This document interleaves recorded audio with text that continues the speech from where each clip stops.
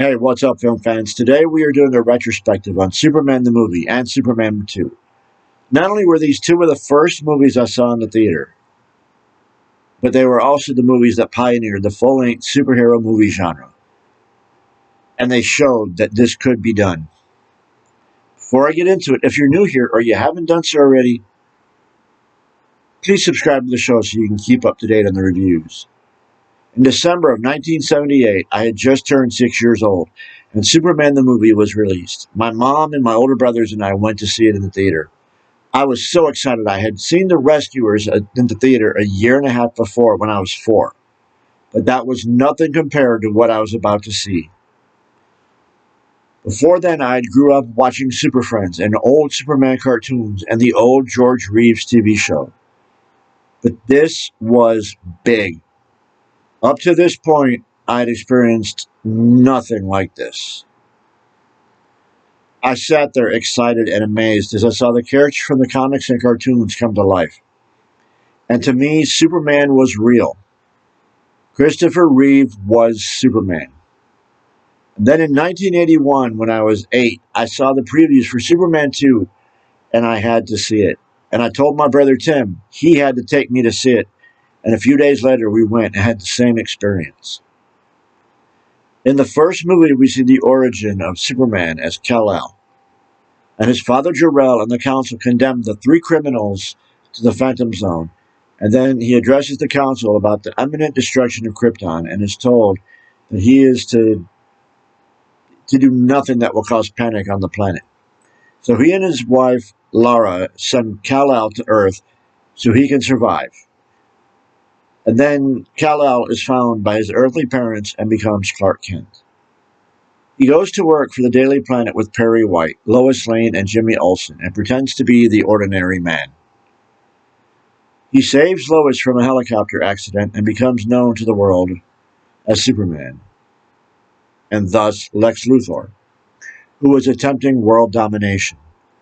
Lex learns about kryptonite and how this could hurt Superman, and he captures Superman but is betrayed by his girlfriend and defeated by Superman. This leads us into Superman 2, where the 3 criminals are accidentally released from the Phantom Zone when Superman sends an elevator with a bomb on it into space, and they come to Earth and learn that the son of Jor-El is on Earth, and Lex Luthor leads them straight to Superman.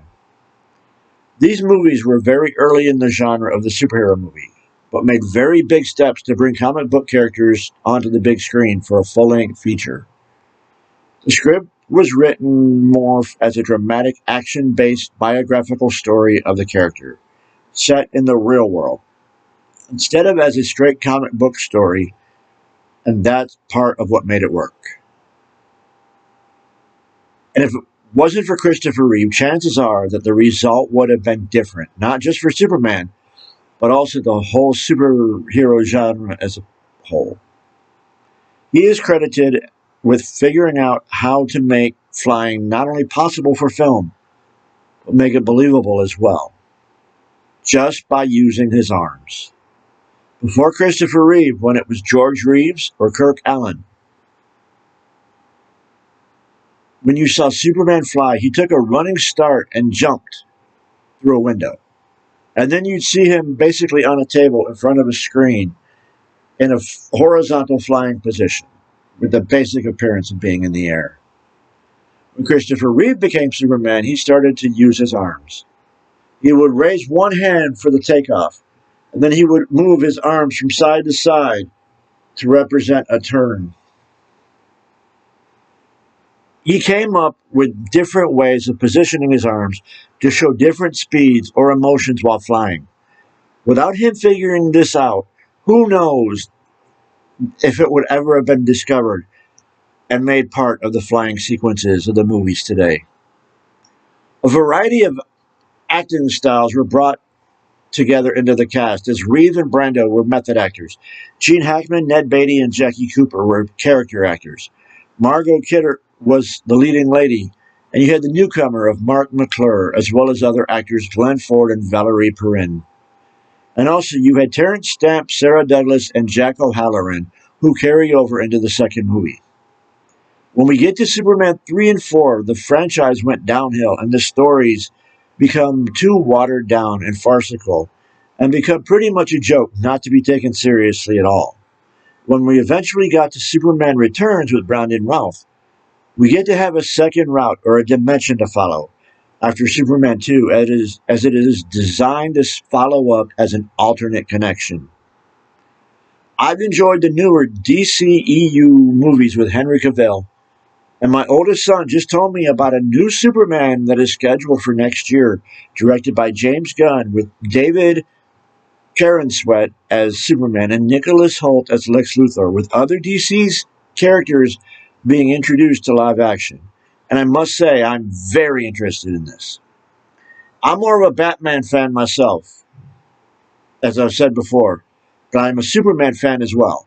And living in Western Kentucky, I live an hour away from Metropolis, Illinois, which is the home of the Superman Museum and the Superman Festival, which is a neat experience as different celebrities that are tied to Superman come each year to celebrate Superman with fans, and people come dressed in costume. Over the years, we have had other actors play Superman: Brandon Routh, Tom Welling, Dean Cain, and Henry Cavill. Everybody has had their own favorite Superman, and I think just like James Bond, it tends to fall into who the actor who played the role for your generation. And to me, it's always been Christopher Reeve and always will be. Everybody watching, please let us know in the comments who your Superman is, as I think it's interesting to know what others think, especially since there's no right or wrong answer. Thanks for joining me, and if you haven't done so already, please subscribe to the show and hit that like button. And don't forget to ring the notification bell so you'll know when the next review is posted. And if you have a suggestion for a film to review, leave that in the comments as well, and I will add it to the list as I want to know what you want to watch. And as always, take care of yourselves, be good to the ones you love, and I'll catch you later.